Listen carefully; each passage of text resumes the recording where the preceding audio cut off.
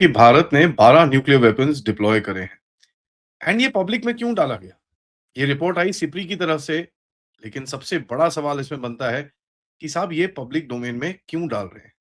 क्योंकि इंडिया ने पिछले साल अभी इस साल अपना डिफेंस बजट बड़ी तादाद में बढ़ाया। तकरीबन वो अपना जो डिफेंस बजट है वो $87 बिलियन पे तारड़ साहब ले गए हैं और कहा जा रहा है कि ये 16% उन्होंने इंक्रीज किया है और उनके टोटल जो फेडरल एक्सपेंडिचर का ये 15% उन्होंने किया। तो पाकिस्तान के पास भी कोई चॉइस नहीं है। पतलून उतरना तो उनकी विरासत है, ये तो लेगेसी है पाकिस्तानी आर्मी की। इसमें हम क्या ही कह सकते हैं, बल्कि उन्हें आदत है। जो भी सिचुएशन पीओजेके में बनी है वो बिल्कुल भी सही नहीं है, बेहद खराब सिचुएशन है। इंडिया की बात तो इंडिया यकीनी तौर पर अगर इस किस्म का एहतजाज इंडियन एडमिनिस्ट्रेटेड कश्मीर में होता तो वहां पर पाकिस्तान की नजर यकीनी तौर पर होती। तो भाई खुश होने दें उनको, वो इंडियन मीडिया तो जाहिर है इस तरह की बातों पे खुश होता है, तो उसमें मैं क्या कहूँ, मैं कहूँगा वेल डन, बस ठीक है, लगे रहो मुन्ना भाई, बस इससे आगे क्या है वो बाकी सब छोड़ दो।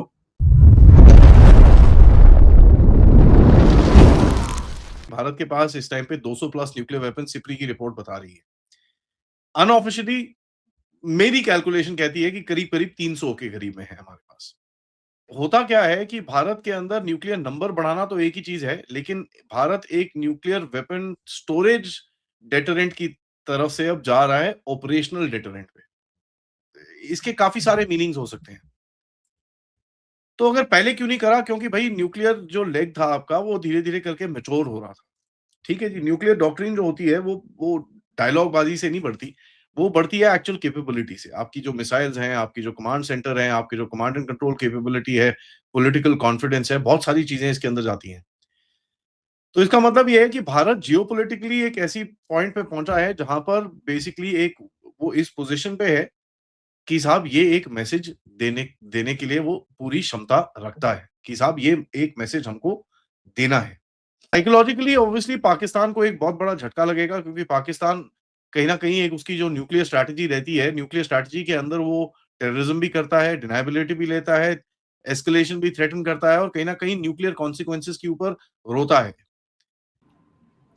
चीमा साहब, भारत को डिफेंस इससे भी ज्यादा बढ़ाना चाहिए क्योंकि उनके साथ अब टीटीपी भी इन्वॉल्व है, पठानों का खर्चा भी उठाना है, पीटीआई का खर्चा भी उठाना है और अब खर्चा साथ एक और छोटा बच्चा उन्होंने आवारा जब फिर लगा शौकत मीर साहब, वो भी अडॉप्ट कर लिया इंडिया ने, उसको भी गोद ले लिया है उन्होंने। अवामी एक्शन कमेटी, अब ये तीसरा बच्चा उन्होंने गोद उठा लिया। उनको बहुत पैसे चाहिए क्योंकि पैसों के बगैर ये भी नहीं चलता।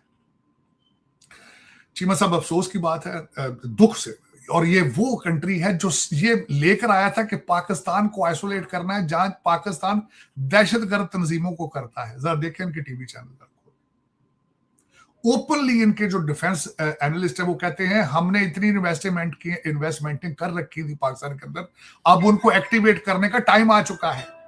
तो ये दहशतगर्दी नहीं तो क्या है? इसको डिफाइन करें, इसको डिफाइन करें।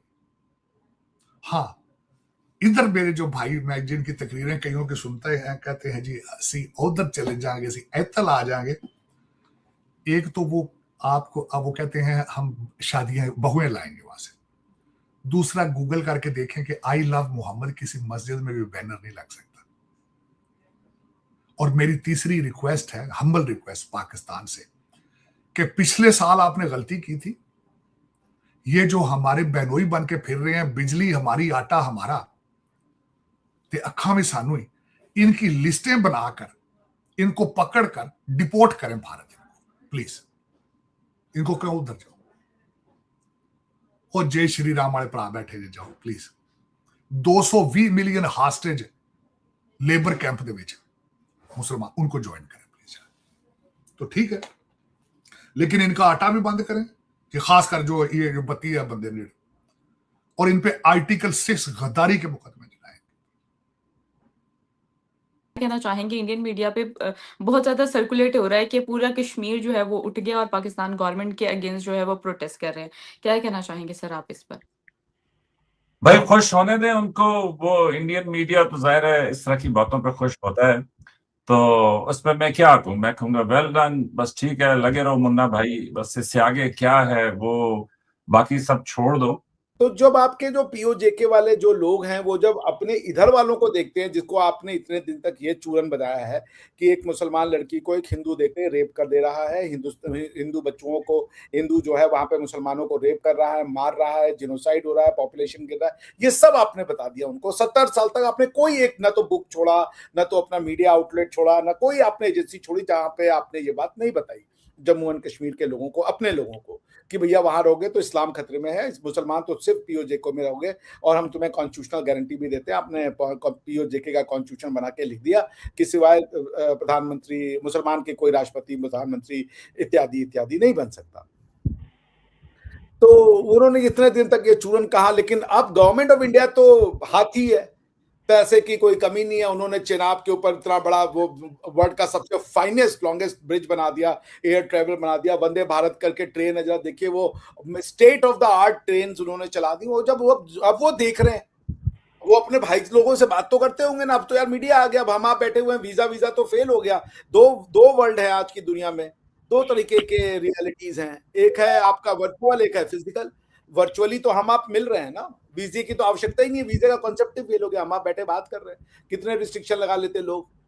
तो पॉइंट ये है कि अब भारत से जब वो देख रहा है कि यहाँ पे सब्सिडी दी जा रही है, यहाँ पे हाई क्लास, आपको बताया चूंकि इलेक्ट्रिसिटी की सब्सिडी दी जाती है और 200 यूनिट तक बिल ही नहीं होते, माफ कर देती है गवर्नमेंट। तो ये सब फैसिलिटी वो देख रहे हैं, वो आपसे मांग रहे हैं।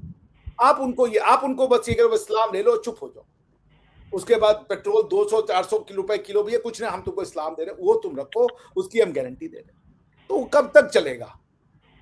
एक समय के बाद तो उसको भी चाहिएगा ना, खाना तो दो हमें।